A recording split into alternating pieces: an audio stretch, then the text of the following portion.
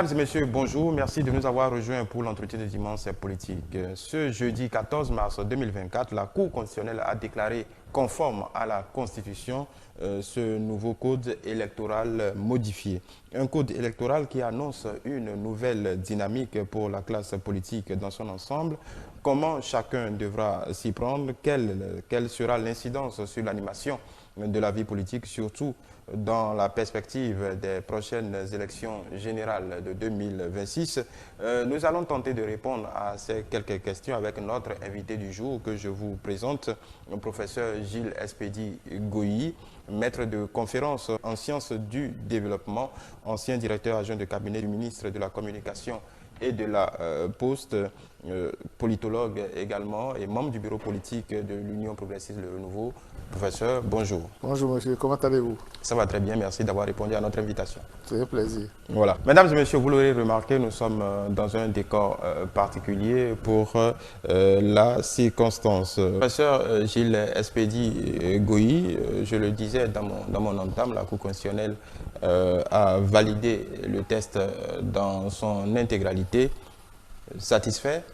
Très satisfait. Ben, je tiens à vous remercier particulièrement pour cet honneur que vous m'avez fait en modifiant votre décor habituel pour l'émission, parce que c'est exceptionnellement que vous m'avez fait cet honneur pour ce que tout le monde sait. Oui. Donc je dirais que je suis satisfait, mais pas satisfait, je suis totalement enthousiasmé, comme la majorité des Béninoises et Béninois, simplement parce que la Cour constitutionnelle, l'actuelle Cour constitutionnelle, a montré de brillantes manières qu'elle est aussi capable de très bien travailler comme les précédentes.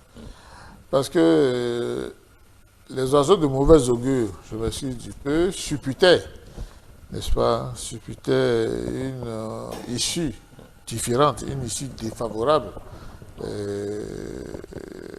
une issue négative, comparée à celle donnée par la Cour constitutionnelle. Oui, en même temps, chacun était en droit de prêcher pour sa paroisse. De prêcher pour sa paroisse. Oui. Donc la Cour constitutionnelle a montré de fort belle manière qu'elle travaille de façon impartiale, de façon totalement neutre, et qu'elle ne suit que la façon normale de faire. La façon normale de faire qui consiste à dire le droit, rien que le droit, et de prendre des décisions politiques totalement objectives, qui ne puissent être le ferment, qui ne puissent être le détonateur des crises potentielles. Donc moi j'étais non seulement satisfait mais très enthousiasmé, comme beaucoup de Béninois et beaucoup de Béninoises, bien entendu, en totale opposition à l'autre camp, qui ne peut pas être enthousiasmé parce que n'ayant pas trouvé leur compte. Voilà, les décisions de la Cour constitutionnelle sont un susceptible de recours, mais à quoi jaugez-vous son impartialité? Son impartialité a simplement résidé dans le fait que, les choses sont évidentes, hein, les choses sont évidentes. Les choses sont évidentes en visiblement ce sens. Pas pour tout le monde. Et je vais dire pour la quasi-majorité. La quasi-majorité. Quel est votre baromètre? Mon baromètre le plus essentiel, c'est que si on analyse les 14 recours, ça provient d'un même bord. Ça provient d'un même bord, l'opposition. Cette opposition qui a très tôt montré ses couleurs en remettant systématiquement en cause, n'est-ce pas, tous les votes qui ont été faits pendant les travaux préparatoires au Parlement.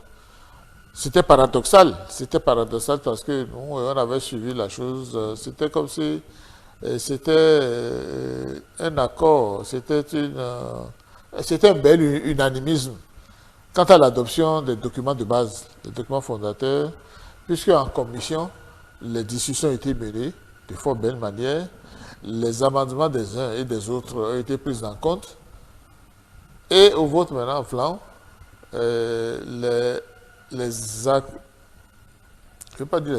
acceptations initiales, c'est-à-dire les agréments initiaux ont brutalement cédé le champ à un rejet collectif de l'opposition. Ça, quelque part, ça a beaucoup gêné. Moi, ça m'a beaucoup gêné. Parce que quand on s'est entendu, quand on a vu ces amendements pris en compte, quand on a même la joie et la satisfaction en politique de savoir que sa proposition a été acceptée, on n'a plus de raison de penser qu'on voterait contre cette proposition qu'on a faite soi-même et que les autres ont acceptée. Alors, l'un dans l'autre, il faut de tout pour faire un monde. Hein. Il faut de tout pour faire un monde.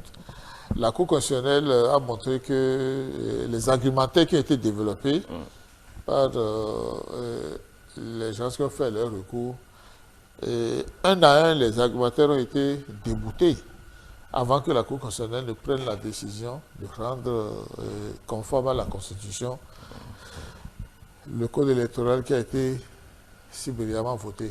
Oui. À plus de 70%, oui, 80% pratiquement. Oui. Voilà.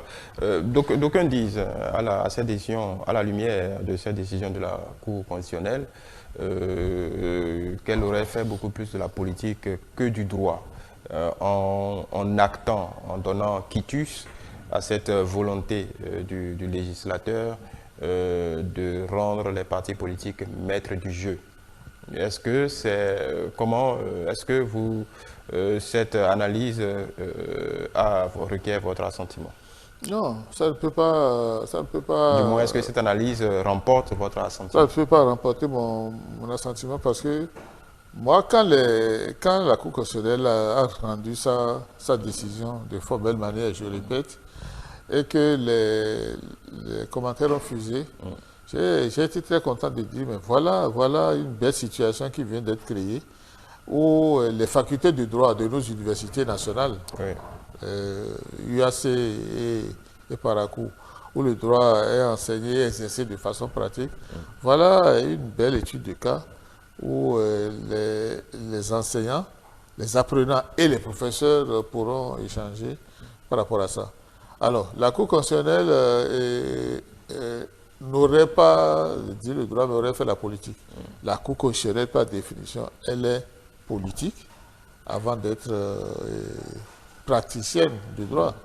Puisque par définition, la Cour constitutionnelle est là, c'est pour s'assurer de la constitutionnalité des actes qui auront été pris ou des décisions qui auraient été ourdies par ailleurs.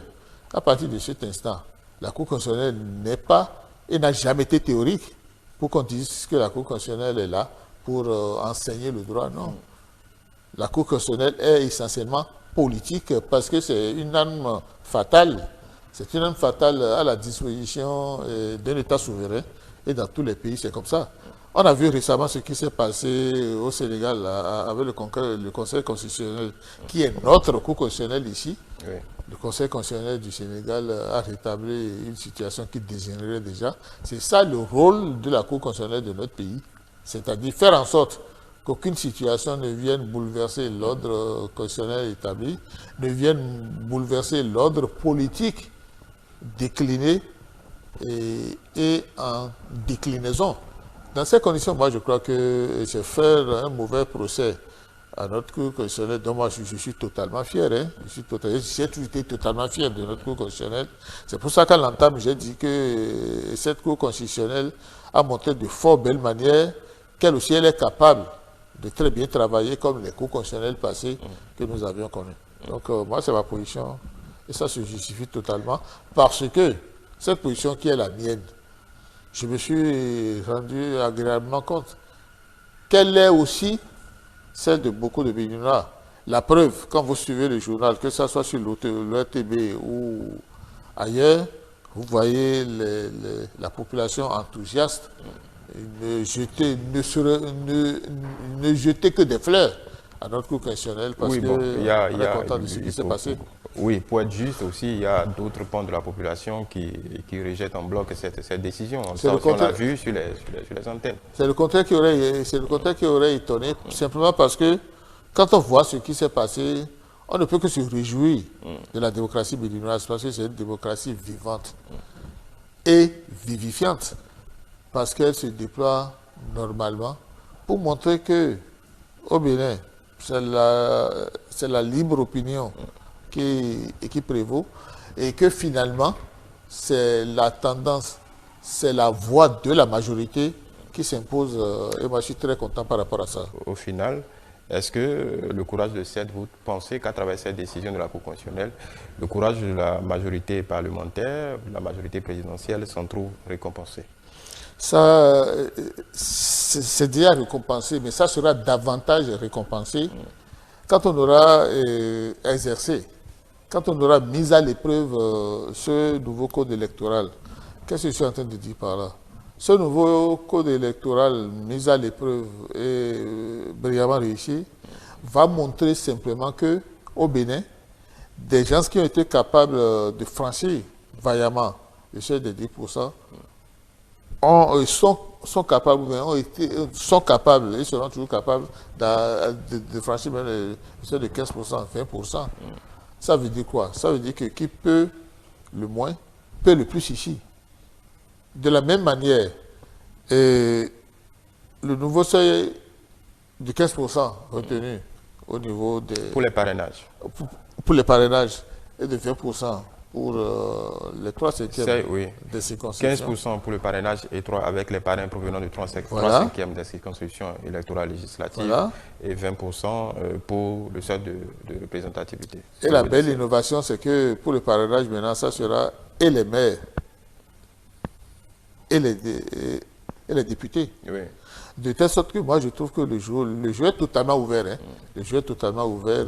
Et si on ne veut pas faire preuve de mauvaise foi, on doit reconnaître que c'est une réelle avancée. Et ce qu'on doit retenir comme exigence maintenant, comme si on a attaché un os au cou du chien, c'est que c'est dès à présent que les gens doivent commencer par travailler, fourber leurs âmes, définir des stratégies d'action claires pour savoir que ça ne sera pas facile. Ce n'était pas déjà facile quand c'était 10%.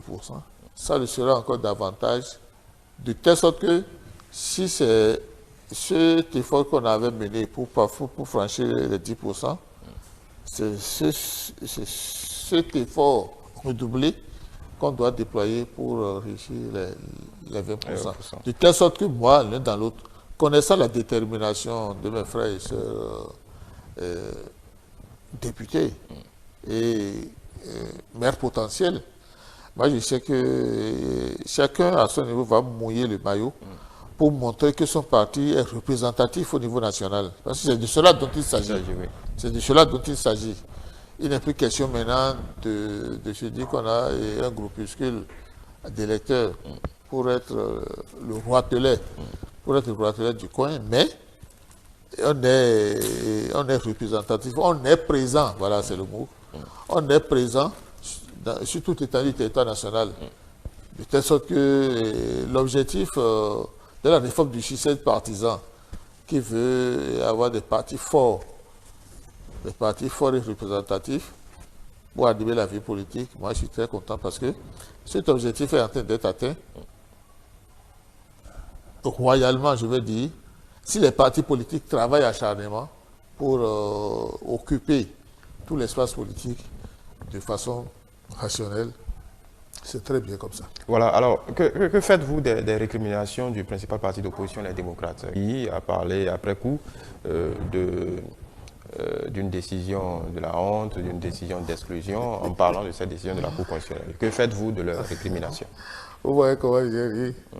Non, moi, j'ai déjà commencé par dire à mes proches et à mes amis que chacun de nous finira par s'habituer à ces récriminations.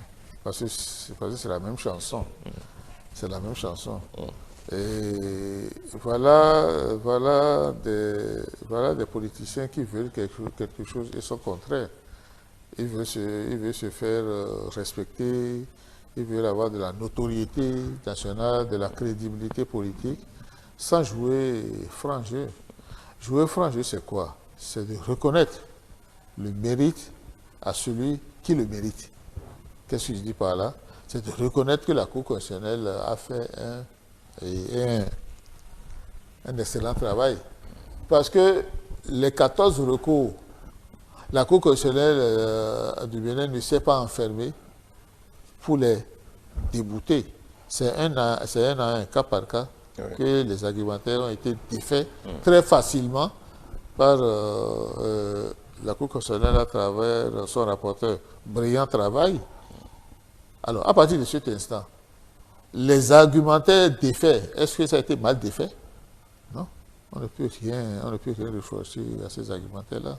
J'ai dit qu'on finira par s'habituer à ces récriminations, simplement parce que notre parti d'opposition, le seul à l'Assemblée nationale, les démocrates, pour les nommer, ce n'est pas un crime, a toujours été comme ça. C'est-à-dire, la stratégie d'action, c'est de l'opposition aveugle, de l'opposition systématique.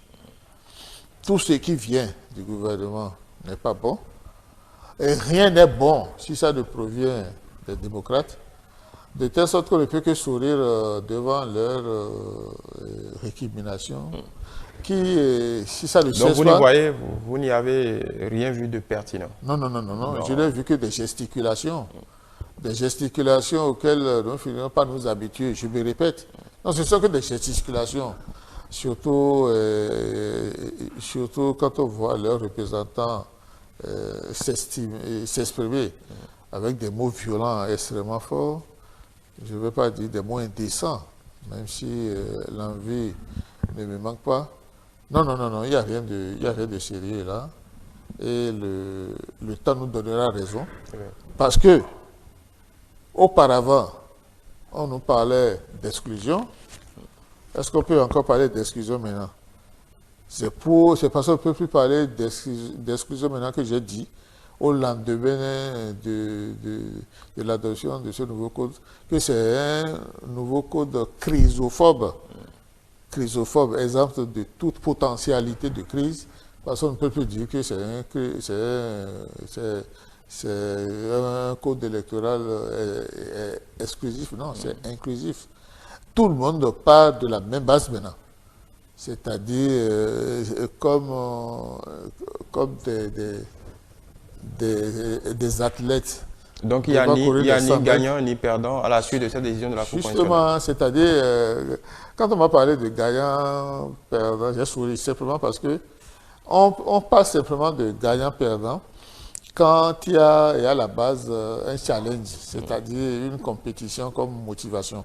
Oui, les élections générales 2026, c'est une compétition. Non, c'est quand je dis challenge comme motivation, comme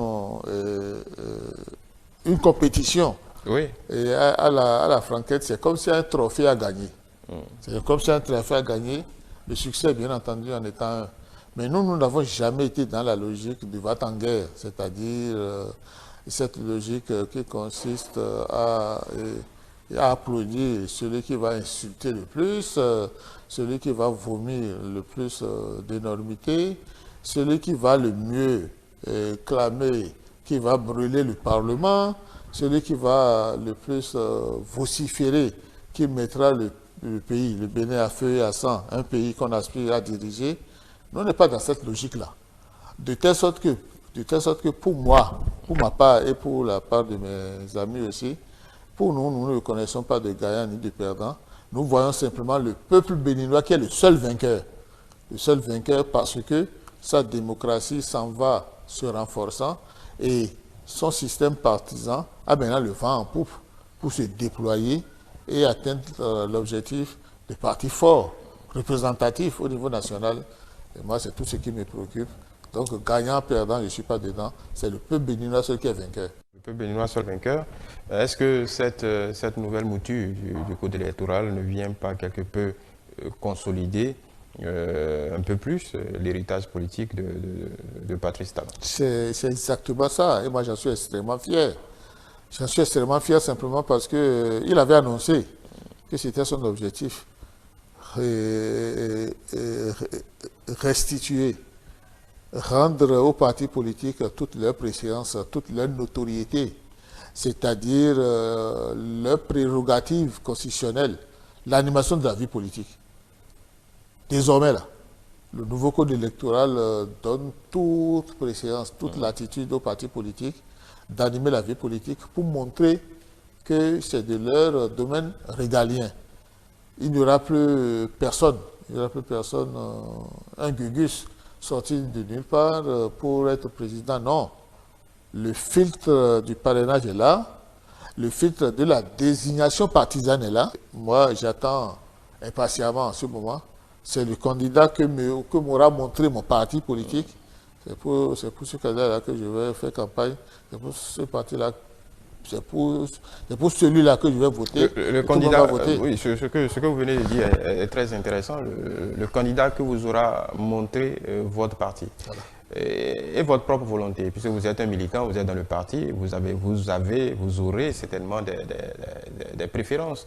Est-ce que voilà, tout doit venir du haut? Parce que la principale inquiétude autour de cette nouvelle disposition, c'est que le parti régente tout en son sein et ne laisse pas de place à des voix discordantes. Et quand vous dites que le candidat sera le candidat que votre parti vous aura montré, est-ce que ça, c'est toujours la démocratie attendue au sein des partis politiques? C'est justement ça la démocratie, parce que l'une des caractéristiques fondamentales de la démocratie, c'est l'engagement partisan.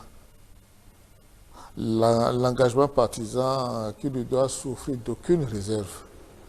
Quand je dis que mon candidat sera celui que m'aura montré mon parti, je veux simplement faire entendre ou faire comprendre de nouveau aux gens le fait capital selon lequel, désormais là, l'individu disparaît devant le parti. Le parti qui est le groupe, qui est l'organisation fêtière. À partir de cet instant, tout engagement partisan doit montrer que l'on est dans son parti, avec son parti et pour son parti, et les choses iront très bien. Il est bien entendu qu'il y a l'autre caractéristique de la politique aussi, qui est la duplicité. Parce que dans l'isoloir, le militant n'a que sa conscience, qui est l'œil de Caïn.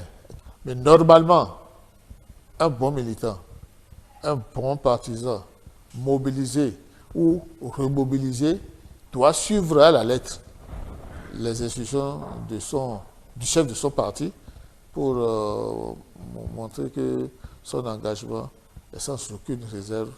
Et c'est dans cette dynamique que moi je me situe, en disant que c'est mon parti qui est ma boussole, simplement parce que, on ne le dira jamais assez, moi, j'ai toujours été discipliné dans le respect de l'instruction donnée, dans le respect de l'autorité. J'ai commencé par le dire dès le lendemain de l'adoption de ce nouveau code électoral, qui revient maintenant aux partis de commencer dès à présent le travail, de bien travailler dans la mobilisation et la remobilisation de leurs militants. Et j'ai dit que l'idéal, c'est sûr que les chefs de parti y pensent ou y ont déjà pensé, l'idéal aurait été de réussir des primaires au niveau de leur parti, c'est-à-dire que ce soit une sorte de brainstorming à l'intérieur des partis, des discussions internes qui fassent jaillir, n'est-ce pas, le candidat du parti. Il ne s'agit pas de penser que c'est le parti qui a imposé, non. Le parti, avant de désigner un candidat, aura développé un argumentaire. Voilà les raisons pour lesquelles nous basons sur ci. Nous pensons que ça, mélangé, le meilleur candidat pour représenter la vision de notre parti, c'est X. Ce n'est pas de l'arbitraire. Voilà, donc de toute façon, ça, ce que vous nous décrivez ce matin, ce ne sont que des aspirations. Pour le moment, on n'y est pas encore. Est-ce que, en l'état actuel des choses, puisque ces derniers mois, on a eu vent de frustration venant d'ici et là, disons, venant du sein même des partis politiques. Ce nouveau code vient, on va dire, quelque peu renforcer l'emprise des partis sur les militants, les mettre au cœur du jeu politique, comme on aime à le dire. Mais est-ce qu'on n'est pas en train de fabriquer, on va dire, des sortes de monstres sacrés, de véritables mastodontes? Et donc, si la démocratie à l'interne n'a pas pu être réussie jusqu'à maintenant, comment croire que ça puisse être réussi d'ici les élections prochaines? C'est justement en croyant à cette possibilité que ça va se faire. Je dis, c'est en croyant à la possibilité que les partis réussissent ce travail intérieur, c'est à ce moment-là que ça va se faire. Bon, ce n'est pas juste de la pensée positive. Non, la pensée positive a toujours été à l'origine des grands succès, des grandes réussites. La pensée positive, c'est le nerf de la vie. Une vie réussie est toujours basée sur une pensée positive. Oui, mais au-delà de la pensée positive, ce qu'on observe dans les partis politiques, c'est des courants à mettre ensemble, des personnalités à mettre ensemble. Voilà, vous avez parlé de mobilisation, il y a voilà, une discipline interne, il y a beaucoup de choses à refaire dans les partis politiques. Et donc, c'est pourquoi je disais que ce n'est pas que de la pensée positive. Oui, et nous disons la même chose, hein, et je dis, j'ai toujours dit aux étudiants, et même dans la vie courante, avant de se coucher, il faut s'asseoir. Avant de se coucher, il faut s'asseoir. Le nouveau code électoral vient d'être reconnu conforme à la Constitution. Nous attendons simplement sa promulgation pour les prochains jours par le président de la République, parce que c'est ce document promulgué qui va permettre désormais de brandir l'arme fatale qu'est le nouveau code électoral. L'arme fatale, c'est bien choisi. L'arme fatale qu'est le nouveau code. L'arme fatale pour qui? Pour tout le monde, c'est-à-dire que pour tout acteur politique ou politicien impliqué dans les élections, ce sera le nouveau code électoral. C'est très clair ça. Personne ne peut naviguer en dehors de ce document fondamental, ce document parfait. Deuxièmement, le nouveau code électoral, c'est une nouvelle expérience, comme le fut l'ancien code électoral qui n'est pas, qui était une première, comme celle-ci, comme celui-ci, le code électoral. De sorte que l'un dans l'autre, ce document promulgué par le président de la République, il va revenir aux partis politiques d'en faire la vulgarisation, d'en faire l'appropriation de leur base, qui sauront ce qu'il faut faire, ce qu'il ne faut pas faire. À partir de cet instant, j'ai déjà commencé par parler de stratégies gagnantes, qui doivent être déclinées fatalement en stratégie sectorielle. Parce qu'il va y avoir une grande stratégie, c'est-à-dire la stratégie d'ensemble définie par la direction, par les directions exécutives nationales des partis ou bien la haute direction politique. Ça, c'est ce qu'on appelle la directive.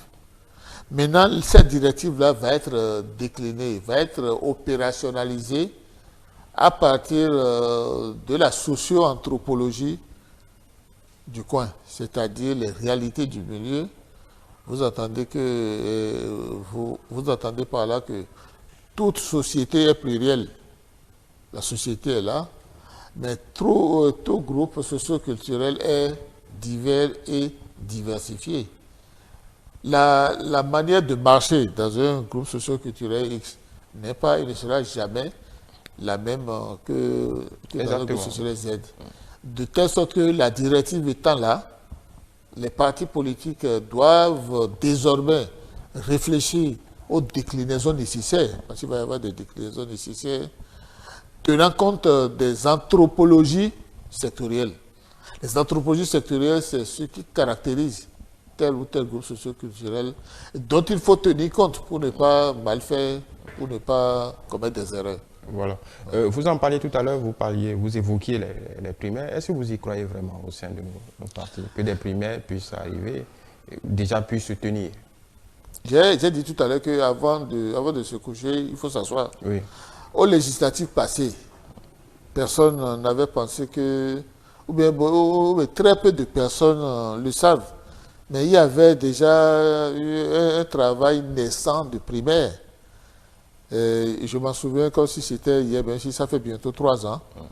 Quand on était à la direction, quand j'étais DAC du ministre de la Communication et de la Poste, nous avions commencé à jeter les bases, les idées des primaires pour les législatives, que ça soit le leader du coin qui soit mis en tête de liste sans que ça soit le notable du coin. Nous avons commencé par faire ce travail. Et je rends hommage au président Patrice Talon et à son conseiller politique spécial, M. Bokar Olivier, pour qui moi j'ai beaucoup de respect. Nous avions commencé cette réflexion-là. Pour dire quoi? Pour dire que les primaires au sein des partis, c'est bien possible parce que c'est un vivier qui est là. C'est un potentiel qu'on va Bon, ça développer. sont des analyses faites par un groupe d'individus, les primaires comme on les voit ailleurs. C'est voilà, la libre aspiration des uns et des autres, des candidats potentiels au sein des partis et qui ont le temps de faire campagne, de convaincre les militants du parti et qui requièrent leur vote. Après, on tranche, on voit qu'il y a le plus grand nombre de suffrages et il devient le porte-étendard du parti, comme ça se passe aux États-Unis en l'occurrence. Et je n'évoque pas le cas États-Unis par hasard, puisque les leaders de votre parti et les tenants de cette nouvelle donne au niveau du code électoral l'ont présenté comme un système dont il faut s'en inspirer. Quand je parle de primaire, je l'entends dans ce sens-là.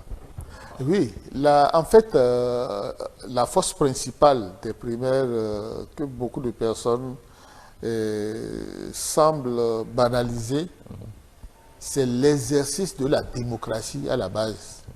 La démocratie au sein du parti, parce que le militant est toujours content de savoir que sa position a été prise en compte, que son point de vue a été analysé et adopté. À partir de cet instant, c'est un exercice extrêmement prometteur, extrêmement fructueux pour les partis que d'ouvrir cette soupape, c'est une soupape, d'ouvrir cette vanne pour montrer aux militants qu'il est important, parce que c'est de cela dont il s'agit, et qu'il ne s'agit pas d'un potentat qui veut créer des monstres artificiels. Dans cette configuration, dans cette nouvelle configuration, est-ce qu'on peut s'en prémunir? Est-ce qu'on peut faire vraiment autrement pour que la démocratie interne se déploie vraiment au sein des partis? Est-ce qu'on peut raisonnablement se priver des primaires? Par exemple, peut pas se priver des primaires. Pour la candidature à la présidentielle. C'est ce que je dis. On ne peut pas se priver des primaires au sein du parti, simplement parce qu'un chef de parti qui commettra l'erreur de s'enfermer quelque part pour sortir comme un magicien, un candidat de son chapeau, ça ne va pas prospérer. Il faut nécessairement que les militants, et c'est pour ça que nous avons commencé il y a déjà un certain temps, nous avons commencé par parler au sein de l'UP de Renouveau de mobilisation et de remobilisation des militants. C'est très important.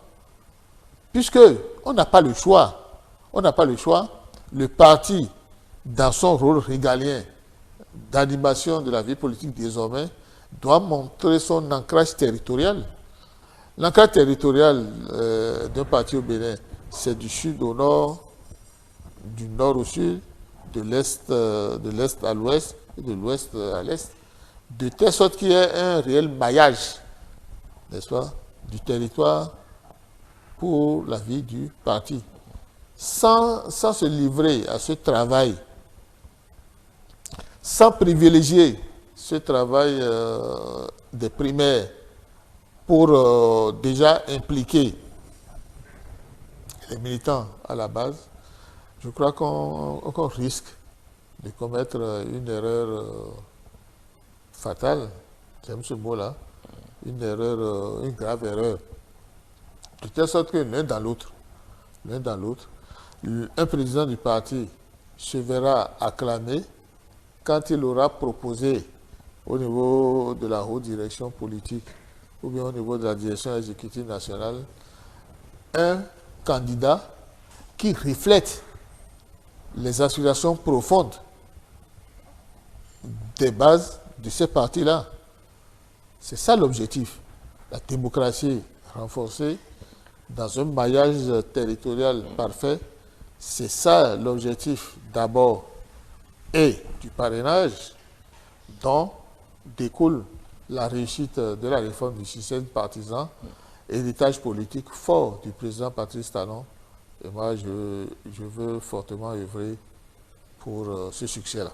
Vous qui êtes membre d'un parti politique, le parti qui a le plus d'élus dans l'Union progressiste, le Renouveau, donc en connaissant la pratique politicienne au sein de ce parti comme d'autres partis, est-ce que vous pensez raisonnablement qu'au vu des forces en présence, des rapports de force au sein de ce parti, qu'il est possible en 2 ans d'arriver à cette cohésion auquel vous appelez, que tous puissent se mettre dans la même direction, que tout le monde puisse jouer franc jeu? Au vu des réalités du terrain, je ne parle pas d'aspiration. Il est bien entendu que je n'ai pas été envoyé ici par le parti, oui, évidemment. Donc je parle en tant que membre de ce parti et surtout en tant que membre du bureau politique de ce parti-là.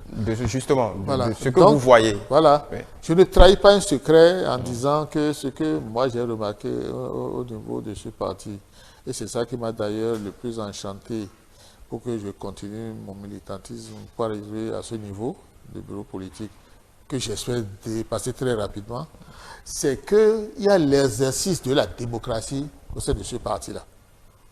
Je dis bien, il y a l'exercice de la démocratie au sein de ce parti-là. Moi, je n'ai encore jamais vu une décision prise arbitrairement et imposée aux autres membres. Non. Non. À mon niveau, ce que moi j'ai constaté, c'est que au-delà de la convivialité habituelle, c'est de la concertation politique dont il s'agit, la concorde civile, pour qu'on soit sûr de toujours aller dans la même direction, pour qu'on soit sûr de parler la même langue et le même langage. C'est ce que moi j'ai constaté et c'est ce qui me plaît le plus. De telle sorte que moi je demeure convaincu que les primaires peuvent très facilement réussir au niveau de l'UP, le Renouveau. Je ne parle pas au nom de ce parti, c'est le militant Gilles Goyi qui parle. À partir de cet instant, j'imagine que les autres partis, par exemple le Bloc républicain, qui est le second, qui est le frère siamois, n'est-ce pas, de l'UP, le Renouveau, moi, le Bénin de mon ami, de mon frère Jacques Ayadji, qui a toujours privilégié la démocratie au sein de son parti, le brainstorming, c'est-à-dire le mixage, le malaxage des idées pour sortir l'idée brillante. Je suis sûr que des primaires au niveau de ces partis, outre le parti que le Renouveau, des primaires au niveau du Bloc républicain, que je connais un peu parce que j'ai des amis là-bas. Moi, le Bénin, dont je connais la rigueur et la méthodologie agissante du président, Jacques Ayadji, à partir de cet instant, moi, je peux... Vous y croyez? Je peux demeurer fondamentalement optimiste par rapport au succès des primaires éventuelles. On l'a vu à veille même de cette décision de la Cour constitutionnelle. Le parti Les Démocrates et l'autre parti FCBE, Force Coripoint Bénin Émergent, fait front en commun. Comme d'aucuns l'ont dit, peut-être sous la forme d'une boutade, est-ce le premier résultat de ce nouveau code électoral? C'est essentiellement de ça dont il s'agit. C'est essentiellement ça. Ce qui fait que, comme on le dit enfant chez nous, quand bien même tu es ennemi de quelqu'un, quand il a porté une belle tenue, par exemple, vous avez porté une belle veste, même si je ne m'entends pas avec vous, je dois reconnaître que c'est une belle veste. Merci. Et FCBE et les démocrates ont montré déjà, même avant la décision de la Cour constitutionnelle, ils ont déjà montré que ce nouveau code électoral a quelque chose de bon. Donc très rapidement, ils ont eu la brillante idée de se mettre ensemble. Moi, j'ai bien apprécié ça. Parce que, est-ce qu'il n'est pas mieux de se mettre ensemble selon une idéologie? Parce que là, on a défilé très rapidement le fil de l'histoire. Il y a encore quelques temps, les démocrates déniaient à ce parti, à FCBE, d'être un parti de l'opposition. La politique, elle est ce qu'elle est. Mais la question fondamentale qu'il faut se poser, c'est qui est parti d'où et qui est venu à un endroit. En langage sociologique, on va parler de la diaspora politicienne. Dans les démocrates, les membres de ce parti, les démocrates, pris individuellement, ils sont venus d'où? Toute la question est là. De telle sorte que j'imagine, je n'étais pas là, pendant leur rencontre pour créer ce front, ça a dû être des exclamations de joie, des retrouvailles entre copains ou entre coquins. Non, je crois que c'est déjà une première réussite du nouveau code électoral pour le bonheur de la réforme du système partisan qui n'a aucune vocation à multiplier les partis. Si les gens, en créant un front, peuvent se trouver des accointances, peuvent se trouver des atomes crochus et fusionner, pourquoi pas?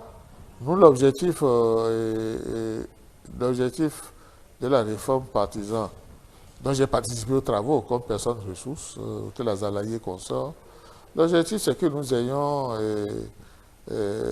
3 ou 4 partis forts, représentatifs au niveau national. Et moi, je suis très content de l'initiative de FCBE et les démocrates.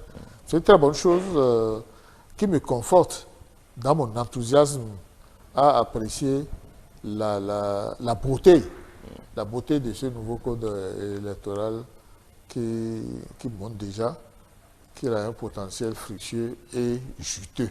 On vous sent un peu dithyrambique par rapport à ce code électoral. Vous décrivez un monde presque parfait. Est-ce que c'est réaliste ce que vous nous exposez là? Je décris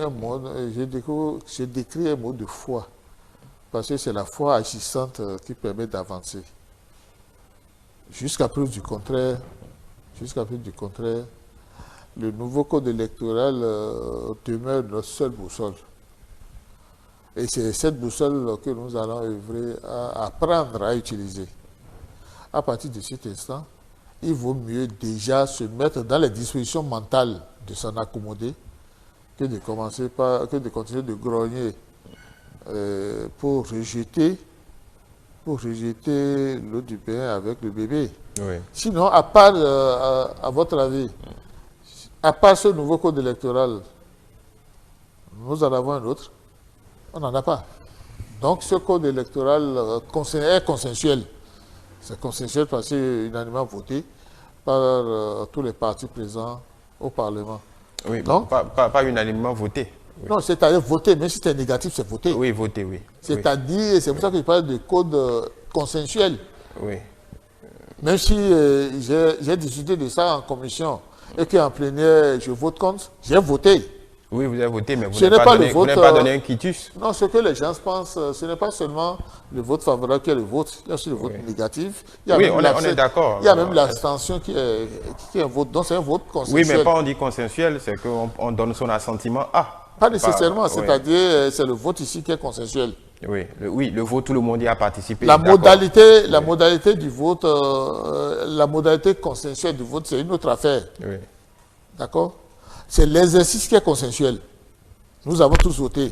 Chacun sait maintenant ce qu'il a voté. Oui, la précision est importante parce que tout le monde ne sera pas forcément d'accord avec vous. L'exercice est consensuel. Oui, l'exercice est consensuel. Tous voté. Oui. Maintenant, ce que chacun a voté, c'est la modalité de l'exercice. Ou la finalité. C'est un peu comme une variable. Là, vous êtes un mathématicien chevronné. Oui. J'ai entendu parler de vous. Oh non, pas mathématicien physicien. En tout cas, c'est comme une variable. La variable, elle est là, unique, mais a des modalités. C'est ça. C'est ça, voilà. Passons à une autre question. En parlant de regroupement, on parlait de cet exemple entre les démocrates et le parti FCBE. Est-ce que dans la mouvance également, ce code a vocation à forcer d'autres regroupements? Vous parlez de Moelle Bénin, on peut parler de Renaissance nationale, on peut parler du parti qui est dans l'angle 2, FCDB. Est-ce que dans la mouvance, également au niveau de la mouvance, ce nouveau code inévitablement va forcer à de nouveaux regroupements? Bon, moi, quand l'UDBN quand l'UDBN s'est transformé en RN, oui. Renaissance nationale, j'ai souri, j'ai dit, bon, c'est très bien. Moi, j'ai beaucoup d'admiration pour cette vaillante dame, Madame Claudine Prudencio. Un pas a été fait dans le baptême de son parti. Mais ce n'est pas encore... c'est un pas, j'ai dit, c'est un pas. C'est très bien. Mais la dynamique gagnante n'est pas encore trouvée. La dynamique, je ne critique pas le parti. Hein. Oui, d'où la question. Est-ce que ces partis peuvent bien encore possible, prospérer dans leur coin? C'est ce que... Non. C'est ce que moi je souhaite. Il est grand temps que, je ne veux pas dire petit parti, il est grand temps que ces grands partis naissants sachent une raison garder pour renaître et grandir sous le parapluie d'un grand frère, un autre parti, l'un dans l'autre. Non, c'est-à-dire, disons clairement les choses, hein, la RN seule, au stade où nous sommes, ne peut pas se prévaloir d'un maillage territorial total. Non. On connaît la base de ce parti. C'est Calavi et environ, c'est-à-dire Panron et consorts. Ça ne suffit pas. Et c'est justement ce que veut éviter la réforme du système partisan et en allant résolument de l'avant pour la création de grands ensembles politiques. 3 ou 4 partis politiques forts, ce serait vraiment formidable. C'est l'objectif poursuivi. Il n'est pas dit que, et s'ils y réfléchissent bien, RN, la Renaissance nationale, pas comme en France quand même, hein, la Renaissance nationale, il n'est pas dit qu'elle ne peut pas trouver des atomes crochus avec les partis existants déjà. Mais ce que j'ai constaté dans l'arène politique béninoise, on met les sentiments humains devant. L'orgueil, par exemple. L'orgueil, qui est un sentiment humain. Certains peuvent applaudir, certains peuvent déconseiller. Enfants ayant des goïs, c'est mon nom ça, hein? Goïs, zégoïro, nous.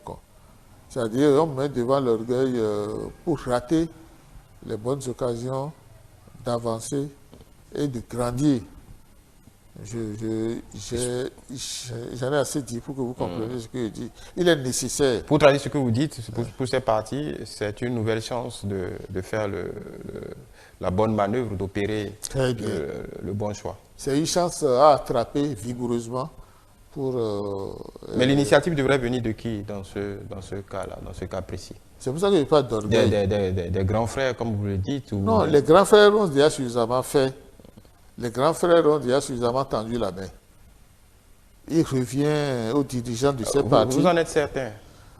Le peu que je connais. Au-delà peut-être le baromètre, c'est ce cafouillis qu'il y a eu au moment, en tout cas, de la préparation de ce code, même de la révision. Avant ça. Des débats autour de la révision de la Constitution. Avant ça. Non, ce que je veux dire, c'est que même pour ces tests-là, on a senti quand même qu'il n'y a pas eu de concertation. Les partis s'en sont plaints. Ces partis-là, le parti de Jacques Ayadi s'en est plaint, qu'il n'y a pas eu de concertation au sein de la mouvance. Donc, est-ce que vous pouvez me faire croire que malgré ce manque de concertation, que les partis, les grands partis aient pu faire ce qu'il faut ou font ce qu'il faut pour que ces partis-là, si c'est leur choix, les rejoignent? Je ne sais pas si j'ai bien compris. Hein. Quand on ne parle de concertation... grosso modo, qu'on n'a pas demandé leur avis. Au sein de la mouvance présidentielle. Oui. C'est demander l'avis, quelle concertation? Oui, on ne l'a pas demandé leur avis. C'est-à-dire, sinon, moi j'ai réfléchi autrement. Hein. Oui. Moi j'ai compris les choses autrement. Et je me suis dit que les choses ont été faites comme elles devraient se faire. Dans quelle arène le travail a été fait? Le travail a été fait au sein des députés à l'Assemblée nationale. Pour ce qui concerne la majorité présidentielle et pour l'opposition aussi. Et j'ai effectivement entendu que les gens d'un parti que je ne veux pas nommer ont beaucoup crié, comme quoi oui, et pour une solidarité nationale, qu'il faut interroger la société civile. Non. Non, moi je ne parle pas de la société civile, je parle de la galaxie des partis Voilà. du mouvement présidentiel. La galaxie des partis, si on devait s'éloigner, si on devait sortir des partis présidents au Parlement, ça veut dire que autant tomber dans la traverse des assises nationales dont certains avaient parlé, ça aurait ressemblé à ça. Les conseils, ça aurait ressemblé aux anciennes concertations Pas forcément. politiques. On a vu le Parti des démocrates essayer d'associer les autres partis d'opposition À la veille la au moment de ces conciliabules. On l'a tous vu, on a été tous témoins de cela. Bon. Pourquoi cela n'a pas été possible de l'autre côté? Non, moi je ne connais pas, je n'ai pas souvenance, je n'ai pas connaissance de la dynamique interne de l'aide démocrate. Je ne sais pas qui les démocrates ont vu, qui ils n'ont pas vu. Oui.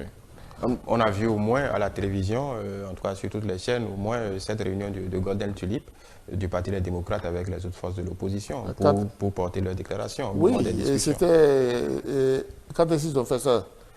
En prélude, en tout cas en pleine discussion de proposition de révision de la Constitution, code électoral, on les avait vus. J'ai effectivement vu rapidement passer un truc comme ça, mais c'était quelle date?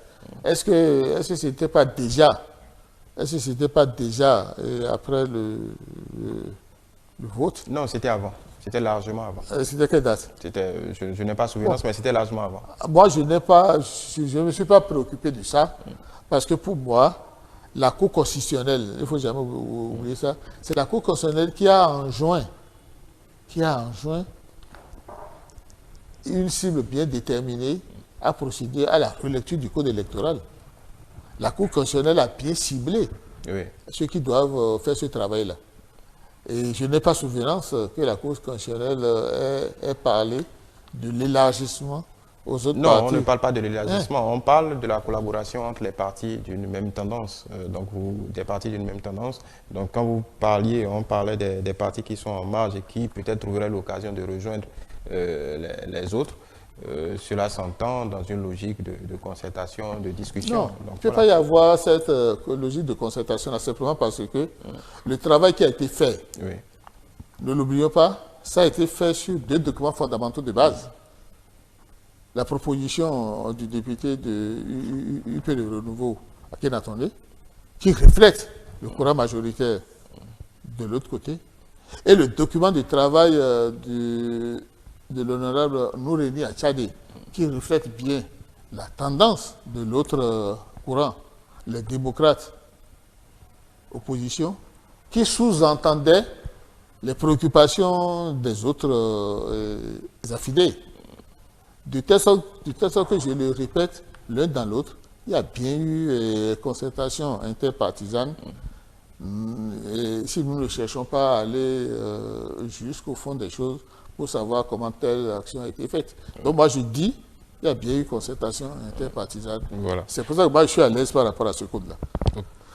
Voilà. Donc en réalité, pour finir sur ce sujet, les autres partis doivent, quand on prend la mouvance présidentielle, peuvent réfléchir à saisir une fois de plus cette occasion d'aller à de plus grands regroupements. Ils ont intérêt, c'est-à-dire tous les partis politiques qui n'ont pas de grandes envergures doivent savoir que leur existence désormais dépend de la prise en compte positive et favorable du nouveau code électoral, en mettant de côté leurs sentiments individuels, leurs égos, pour faire preuve d'humilité et adopter la tendance majoritaire, c'est-à-dire le vent dominant. Le vent dominant actuellement, c'est les grands regroupements de partis politiques pour l'animation de la vie politique du Bénin. Voilà.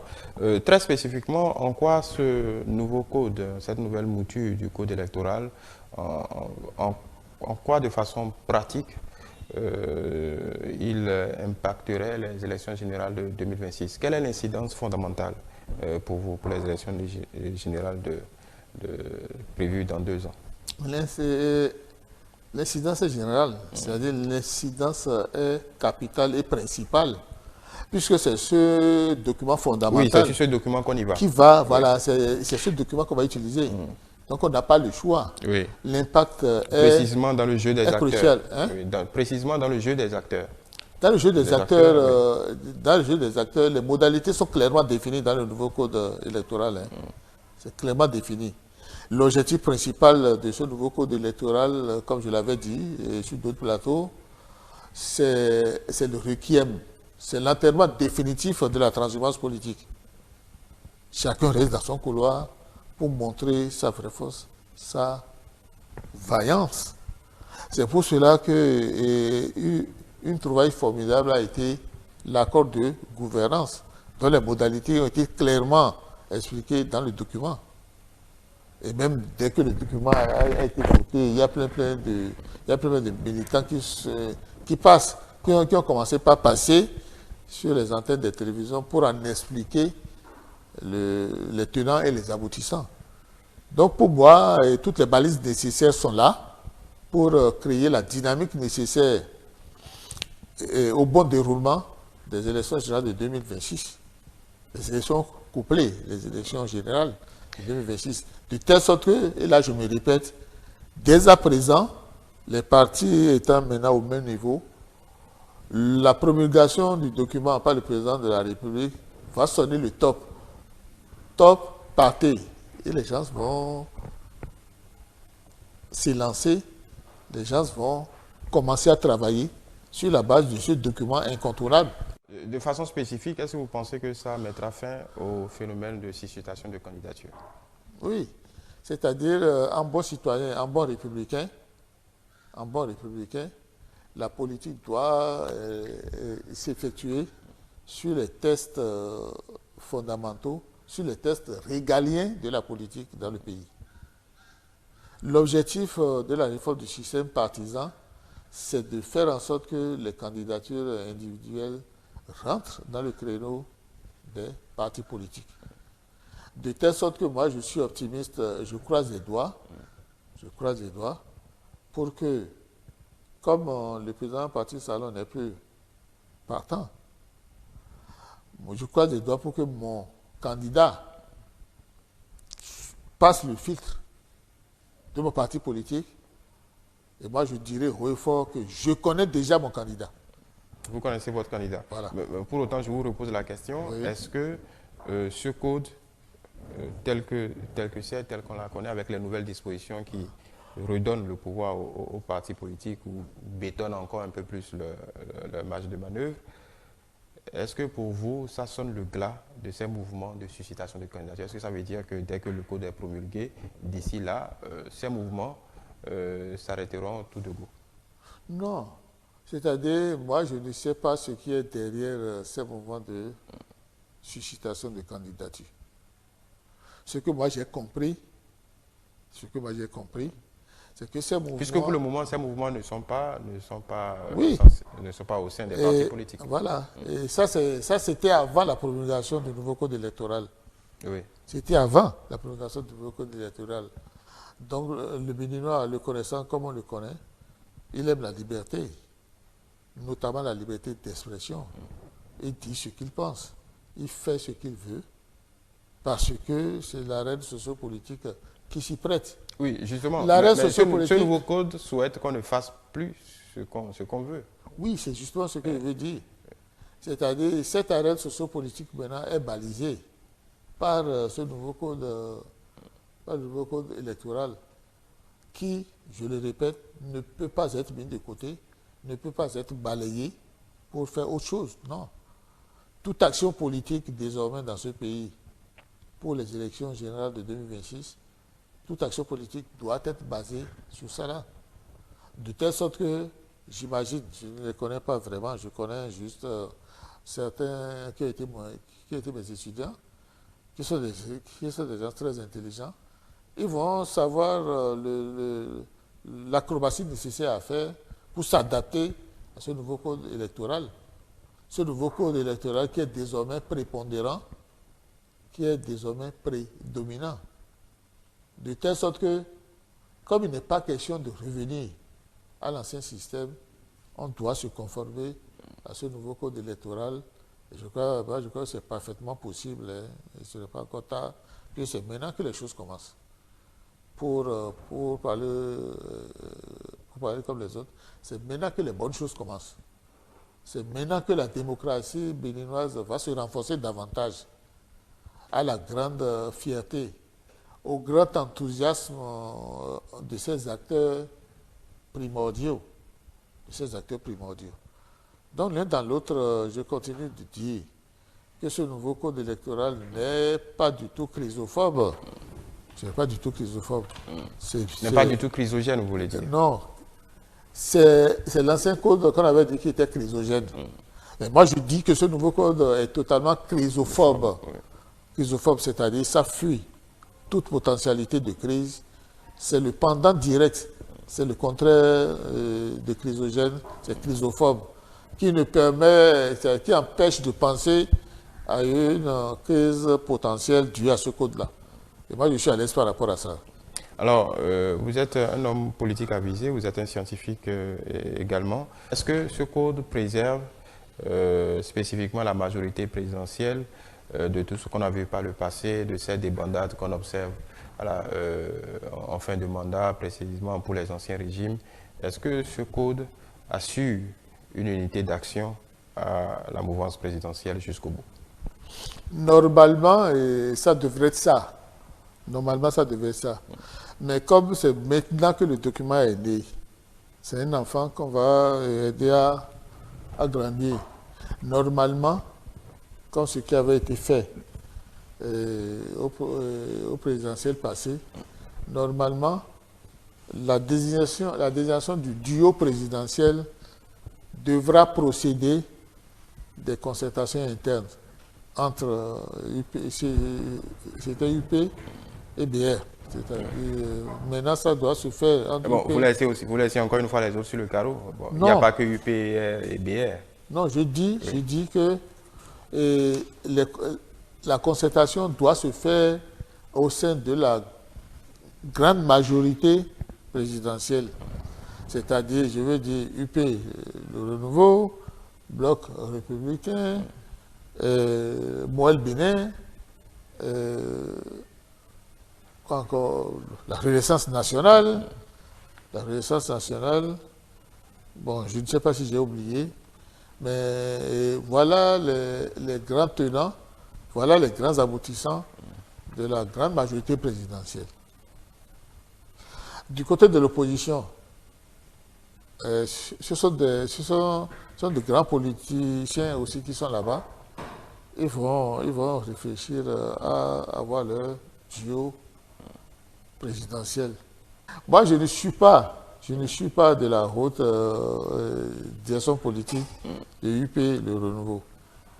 Je ne suis pas dans le secret de Dieu. Oui. Ce que moi je dis, c'est ce que dit le militant Gilles Goyi, membre d'un parti politique de la majorité présidentielle. D'accord? Je n'ai jamais assisté aux concertations entre l'UP, le Renouveau et le Bloc républicain pour pouvoir élargir, pour pouvoir glisser mon souhait vers les désiderata des barons de ce parti politique. Par rapport à ça, moi je continue de dire, je l'ai toujours dit, les dirigeants de ces partis politiques sont plus intelligents que moi. Ils savent les rouages sur lesquels appuyer pour atteindre l'objectif fixé, qui est un duo présidentiel consensuel de la majorité présidentielle. Et moi, je prie pour qu'il en soit ainsi. C'est tout ce que moi, je peux faire. Moi, je n'ai aucune force. Je ne suis qu'un militant chevronné. Oui. Je ne suis qu'un militant engagé, sans aucune réserve. Derrière et dans mon parti, UP le Renouveau. Donc, je prie quotidiennement. C'est d'ailleurs pour ça que j'ai monté un peu ma prière. Je prie quotidiennement pour que tout ce qui va faire du bien à ce pays jaillisse dans l'esprit de ses dirigeants à notre grand bonheur. À notre grand bonheur. Voilà. Il nous reste quelques minutes pour sortir de cet entretien. Quelle devrait être, selon vous, l'attitude ou en tout cas comment les différents acteurs politiques, quel qu'en soit le bord, doivent appréhender ce nouveau code et cette décision de la Cour constitutionnelle? La seule disposition mentale qui s'applique à tous les présidents de parti, à tous les chefs de partis politiques, c'est l'optimisme. L'optimisme qui résiste dans le fait fondamental qu'il faut partir du principe selon lequel le nouveau code électoral qui est chrysophobe, ne veut que du bien à ce pays. Et le bien du Bénin, c'est aussi le bien de ces partis politiques, parce que comme on le dit, quand le bébé dort, sa maman aussi dort. C'est une allégorie. Si on reste optimiste et qu'on accueille favorablement, avec grand optimisme, ce nouveau code électoral, il n'y a aucun souci que ça ne marche, ça va marcher.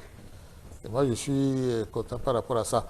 Et je suis conforté dans cet optimisme par le front créé par l'opposition récemment, FCBE et les démocrates.